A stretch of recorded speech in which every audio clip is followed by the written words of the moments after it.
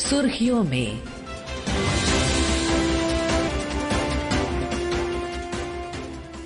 ये आकाशवाणी है। प्रस्तुत है कार्यक्रम सुर्खियों में, विशेष श्रृंखला सुधारों का वर्ष 2025 के अंतर्गत सुनिए भारत के बुनियादी ढांचे की उपलब्धियों पर चर्चा। इसमें भाग ले रही हैं वरिष्ठ पत्रकार अदिति टंडन। कार्यक्रम का संचालन कर रहे हैं हर्ष रंजन। नमस्कार, स्वागत है आपका।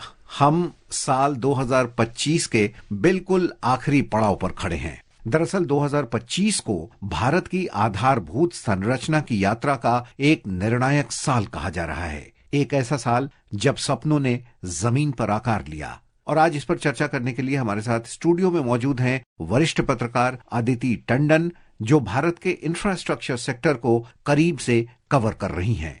अदिति, कार्यक्रम में बहुत बहुत स्वागत आपका। धन्यवाद। अदिति, 2025 को भारत के इंफ्रास्ट्रक्चर सफर का वाटरशेड ईयर भी कहा जा रहा है। आपकी नजर में इस साल को पिछले कई वर्षों के जो विकास हुए हैं उन चरणों से क्या कुछ है जो अलग बना रहा है? इस साल में बहुत सारे वाटरशेड प्रोजेक्ट्स को न सिर्फ गति मिली बल्कि वो मुकम्मल भी हुए। जैसे कि पूरे विश्व का सबसे जो हाईएस्ट रेलवे ब्रिज है, चेनाब ब्रिज, जो जम्मू कश्मीर में प्रधानमंत्री मोदी ने इनॉग्रेट किया इस साल, वो एक बहुत ही बड़ा माइलस्टोन इवेंट है भारत की इंफ्रास्ट्रक्चर की जर्नी में। बिकॉज उससे क्या हुआ है, पहली बार कश्मीर को जम्मू से जोड़ा गया है और कश्मीर को मेन इंडिया से जोड़ा गया है थ्रू रेलवे नेटवर्क। ये एक बहुत बड़ा कदम था। और बड़े बड़े प्रोजेक्ट्स में अगर हम याद करें तो हमें ये भी याद आता है कि मिजोरम, जो नॉर्थ ईस्ट का बहुत इंपॉर्टेंट भूभाग है, उसे भी नेशनल रेलवे नेटवर्क से पहली बार इंडिपेंडेंट इंडिया में जोड़ा गया है। तो ये भी बहुत इंपॉर्टेंट है। जेड मोर टनल का इनॉग्रेशन हुआ, जिससे क्या हुआ कि ऑल वेदर कनेक्टिविटी इस्टेब्लिश हुई लद्दाख के साथ और सोनमर्ग के साथ। और उससे क्या हुआ, जो एवलांच अफेक्टेड एरियाज जेके के थे उनको आप बाईपास कर सकते हैं। मूवमेंट ऑफ आर्म्ड फोर्सेज में भी आपको सहूलियत होगी, टूरिस्ट इनफ्लोज में भी, और लोगों की जिंदगी भी आसान होगी। तो ये कुछ बहुत डिफाइनिंग मोमेंट्स हैं इंफ्रास्ट्रक्चर के, जो आपने बिल्कुल ठीक कहा, इसको एक वाटरशेड ईयर बनाते हैं। बिल्कुल। और देखिए क्या कुछ खास बना रहा है इस साल को। इस साल सरकार का पूंजीगत निवेश 11.21 लाख करोड़ से आगे निकल गया और ये जीडीपी का लगभग 3.1% है। हमने पिछले कई बजटों में देखा है कि किस तरीके से कैपिटल के लिए, इंफ्रास्ट्रक्चर डेवलपमेंट के लिए बजट दर बजट बढ़ोतरी की जा रही है। और जब बजट में आप इंफ्रास्ट्रक्चर को बढ़ाते हैं तो सिर्फ इंफ्रास्ट्रक्चर का दरअसल विकास नहीं होता है, उससे रोजगार के अवसर भी बनते हैं। इसके पीछे एक बहुत गहन अध्ययन है। ऐसा नहीं है कि इंफ्रास्ट्रक्चर में सरकार जो इतना मैसिव इन्वेस्टमेंट कर रही है, जैसे फाइनेंशियल ईयर 2025 और 26 की बात करें तो उसके अकेले में ही 11 लाख करोड़, जैसा कि आपने कहा, वो कमिट किया है सरकार ने। और ये इस साल जो मैक्सिमम कैपिटल आउटले है वो सरकार ने निर्धारित किया है इंफ्रास्ट्रक्चर के लिए। तो ये एक बहुत बड़ी बात है। इसके पीछे सोच ये भी है कि बहुत सारी इंटरनेशनल एजेंसीज ने बहुत अध्ययन करके ये पाया है कि अगर $1 मिलियन पब्लिक स्पेंडिंग की जाती है इंफ्रास्ट्रक्चर पे तो डेवलपिंग कंट्रीज में कम से कम 30 जॉब्स को जनरेट किया जा सकता है। तो जिसको कहते हैं कि कॉस्ट बेनिफिट एनालिसिस में बहुत इंटेलिजेंट इन्वेस्टमेंट है ये। इस वजह से आप देख रहे हैं कि जब से एनडीए की सरकार चल रही है 2014 से लेकर अभी तक, तो इन्वेस्टमेंट जो है इंफ्रास्ट्रक्चर में लगातार बढ़ोतरी होती रही है। और इस साल जैसा आपने ठीक कहा कि हिस्टोरिक इन्वेस्टमेंट हुई है, 11 लाख करोड़ कमिट किया है सरकार ने। और अदिति, जब हम एक तरीके से कहें कि जब भारत 100 वर्ष का होगा, आजादी के 100 वर्ष मना रहा होगा, उस समय तक अगर विकसित होना है तो जाहिराना तौर पर इंफ्रास्ट्रक्चर में सबसे ज्यादा ध्यान देने की जरूरत है। और पिछले 8-10 वर्षों में, एक दशक में जिस तरीके का इंफ्रास्ट्रक्चर डेवलपमेंट हुआ है और खास करके पिछले 4-5 वर्षों में, तो हम सीधे तौर पर उसका इस्तेमाल कर पा रहे हैं, देख पा रहे हैं कि क्या पैराडाइम शिफ्ट हुआ है एक तरीके से। चाहे आप एयरपोर्ट की बात करें, सड़कों की बात करें, जहां हम सोच नहीं सकते थे कि आप अपनी कार से, गाड़ी से जा सकती हैं, वहां सड़कें बनी हैं, किलोमीटर्स कम हुए हैं और हम पहुंच रहे हैं। और आपने 3 उदाहरण बड़े अच्छे दिए कि एक तो 75 साल हो गए आजादी के, मिजोरम को अभी तक कनेक्ट नहीं किया गया था। वहां आइजॉल में न सिर्फ पैसेंजर ट्रेन बल्कि अब माल गाड़ियां भी जा रही हैं और वहां का सामान भी मेन इधर आ रहा है। तो एक ये आर्थिक विकास की प्रगति है। आपने चिनाब रिवर पर पुल की बात की।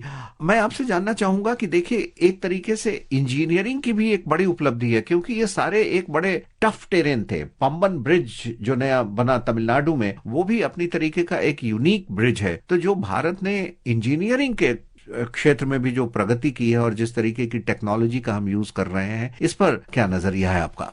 ऐसा नहीं कि भारत में इंजीनियरिंग कैपेसिटी पहले नहीं थी, लेकिन होता क्या है कि एक पॉलिटिकल विल और पॉलिटिकल इन्वेस्टमेंट किस सेक्टर को कौन सी सरकार देती है, ये बहुत महत्वपूर्ण रहता है। जैसे कि इंफ्रास्ट्रक्चर में बार बार प्रधानमंत्री मोदी ने ये जिक्र किया है कि ये एक स्ट्रेटेजिक इन्वेस्टमेंट है। इसको हम सिर्फ फिजिकल और डिजिटल इंफ्रास्ट्रक्चर के एक्सपेंशन के नजरिए से ना देखें, बल्कि ये भारत को एक ग्लोबल इकोनॉमिक पावर हाउस बनाने के लिए, भारत में रहने वाले लोगों की जिंदगी को आसान बनाने के लिए और जॉब जनरेशन, तीनों ऑब्जेक्टिव्स बहुत अच्छे से पूरा करती हैं। और इंजीनियरिंग मार्वल तो जैसा आपने कहा कि बहुत अच्छे तरीके से इस बार भारत ने डिस्प्ले किया है चेनाब ब्रिज के कंस्ट्रक्शन में। और जैसा कि आपने कहा कि जो इंडिया का फर्स्ट वर्टिकल लिफ्ट सी ब्रिज बना है तमिलनाडु में, आपने कहा पंबन ब्रिज जो बना है, बहुत ही इंपॉर्टेंट इंजीनियरिंग मार्वल है। और सिमिलरली इंफ्रास्ट्रक्चर के सेक्टर में जो डेडिकेटेड कंटेनर शिपमेंट पोर्ट बना है, वो भी जो विजनजाम इंटरनेशनल सी पोर्ट जो बना है, डीप वाटर, वो भी बहुत इंपॉर्टेंट है भारत की मैरीटाइम ट्रेड को बढ़ावा देने के लिए, कोस्टल शिपिंग प्रोडक्ट्स को इंटरनेशनल मार्केट से जोड़ने के लिए। तो ये बहुत महत्वपूर्ण डेवलपमेंट्स इस साल हुई हैं। आपने कहा कि ये सारी चीजें स्ट्रैटेजिक इंफ्रास्ट्रक्चर डेवलपमेंट है। जब हम कहते हैं स्ट्रैटेजिक इंफ्रास्ट्रक्चर डेवलपमेंट, तो इसके क्या मतलब हो सकते हैं, कैसे इसको एक्सप्लेन किया जाए? देखिए, जैसे लद्दाख में चाइना के साथ हमारा जो LAC पर इशू रहा जी, वो अब जाकर टॉक्स के थ्रू रिजॉल्व हुआ है, लेकिन हमें बॉर्डर इंफ्रास्ट्रक्चर डेवलपमेंट पर बहुत सालों बाद पहली बार जोर दिया जा रहा है। 2015 से लेकर अभी तक देखें तो बहुत सारे इंपॉर्टेंट बॉर्डर इंफ्रास्ट्रक्चर के प्रोजेक्ट्स को गति मिली है। अटल टनल इनॉग्रेट हुआ, उसके बाद आपको याद है कि 2018 में जोजिला टनल, उस पास को ओवरकम करने के लिए भी टनल बनाई गई। अब इस साल हमने देखा है कि ये बहुत इंपॉर्टेंट जो है जेडमोर टनल, जैसे आपने कहा कि स्ट्रेटेजिक इन्वेस्टमेंट कैसे है, स्ट्रेटेजिक इन्वेस्टमेंट ऐसे है कि एक तो ये बाईपास कर जाती है सारे स्नो कवर्ड एरियाज को, जो अवलांच होते थे, बिल्कुल। तो पहले तो क्या है कि आपकी आर्मी मूवमेंट ही नहीं हो सकती, आपकी एसेंशियल, सपोज बॉर्डर तक आपने कुछ पहुंचाना है अपनी सेना को जो तैनात हैं बॉर्डर पर, तो आप कैसे पहुंचाइएगा? आपको एक ऑल वेदर कनेक्टिविटी के लिए टनल्स की जरूरत है, और बहुत बड़ा जाल बिछाया जा रहा है टनल्स का बॉर्डर एरियाज में, टू एंश्योर कि ना सिर्फ लोगों को सहूलियत होती है, उससे इकोनॉमिक ग्रोथ भी होती है, लेकिन उससे सबसे बड़ी चीज क्या होती है कि नेशनल सिक्योरिटी और डिफेंस लॉजिस्टिक्स के लिए वो बहुत अहम रोल प्ले करता है, इसलिए वो स्ट्रेटेजिक हो जाता है। तो ये एक सही दिशा में लगातार उठाया गया कदम है। आइए सुनते हैं प्रधानमंत्री नरेंद्र मोदी ने इंफ्रास्ट्रक्चर डेवलपमेंट को लेकर क्या कुछ कहा है। देश को आगे बढ़ाना है तो भारत को आधुनिकता की तरफ गए बिना कोई चारा नहीं, और इसलिए हमने इंफ्रास्ट्रक्चर की तरफ बहुत बड़ा ध्यान दिया है। और ये भी माने, भारत की एक जमाने में पहचान थी गुलामी के कालखंड के पहले, गुलामी के कालखंड के पहले ये देश आर्किटेक्चर के लिए, इंफ्रास्ट्रक्चर के लिए दुनिया में उसकी एक ताकत थी, पहचान थी। गुलामी के कालखंड में सारा नष्ट हो गया। देश आजाद होने के बाद वो दिन दोबारा में आएगा ऐसी आशा थी, लेकिन वो भी समय बीत गया। जो होना चाहिए था, जिस गति से होना चाहिए, जिस स्केल से होना चाहिए था, वो हम नहीं कर पाए। आज उसमें बहुत बड़ा बदलाव देखा जा रहा है। सड़क हो, समुद्री मार्ग हो, व्यापार हो, वाटरवेज हो, हर क्षेत्र में आज इंफ्रास्ट्रक्चर का कायाकल्प देख रहा है। अदिति, जैसा प्रधानमंत्री नरेंद्र मोदी ने कहा कि अगर विकसित भारत का लक्ष्य पाना है, विकसित भारत पर पहुंचना है हमें, तो हमें इंफ्रास्ट्रक्चर डेवलपमेंट को करना ही होगा, और बहुत त्वरित गति से करना होगा, तेज गति से करना होगा, जिसकी शुरुआत हो चुकी है। और ये देखिए कि सिर्फ स्ट्रैटेजिक पॉइंट्स और टफ टेरेन और हिली टेरेन पर ही ये डेवलपमेंट नहीं हो रहा है। अगर हम बाकी मैदानी इलाकों की भी बात करें, प्रदेशों की बात करें, तो देखिए बिहार जैसे प्रदेश में भी नमो भारत ट्रेन की शुरुआत हो गई। इससे यात्रा के समय में भारी कमी आई है, और खास करके हम देखते हैं कि दिल्ली से बिहार, यूपी, बंगाल जाने वाले यात्री बहुत बड़ी तादाद में होते हैं, उनका समय बच रहा है अब। इसी तरीके से एनसीआर में आप देखें, नेशनल कैपिटल रीजन में, तो दिल्ली मेरठ RRTS भी पूरी तरीके से इसी साल चालू हुआ है। तो ये हम एक तरीके से देख रहे हैं कि मेट्रो रेल का जाल, RRTS का जाल, और जो लंबी दूरी की ट्रेनें हैं उसमें भी वंदे भारत और नमो भारत जैसी ट्रेनों से उनको जोड़ना, जिससे आम जनता को काफी आराम पहुंच रहा है, समय की बचत हो रही है। बिल्कुल, देखिए भारत का जो मेट्रो नेटवर्क है वो अर्बन मोबिलिटी का नर्व सेंटर है। आप अगर मेट्रो की जर्नी को ट्रेस करिएगा तो आप पाइएगा कि कोलकाता मेट्रो से शुरुआत हुई 1984 में। उसके बाद दिल्ली मेट्रो रेल कॉरपोरेशन बना, मेरे ख्याल से 1995 की बात है। फिर बहुत बड़ा एक प्रोजेक्ट अटल बिहारी वाजपेयी जी की सरकार लेके आई, नेशनल हाईवे डेवलपमेंट प्रोजेक्ट की स्थापना की गई। पहली बार कंसर्टेड तरीके से नेशनल हाईवेज पर ध्यान दिया गया, चतुर्भुज योजना बनी। बिल्कुल, गोल्डन क्वाड्रिलैटरल। उसके बाद अटल सरकार ही प्रधानमंत्री ग्राम सड़क योजना लेके आई। आप देखें हर सरकार कुछ ना कुछ आयाम ऐड करती जा रही है, लेकिन 2014 के बाद जो सबसे बड़ी चीज मुझे लगती है जिसकी वजह से जो आप अभी मेट्रो नेटवर्क का जिक्र कर रहे हैं वो हो पा रहा है।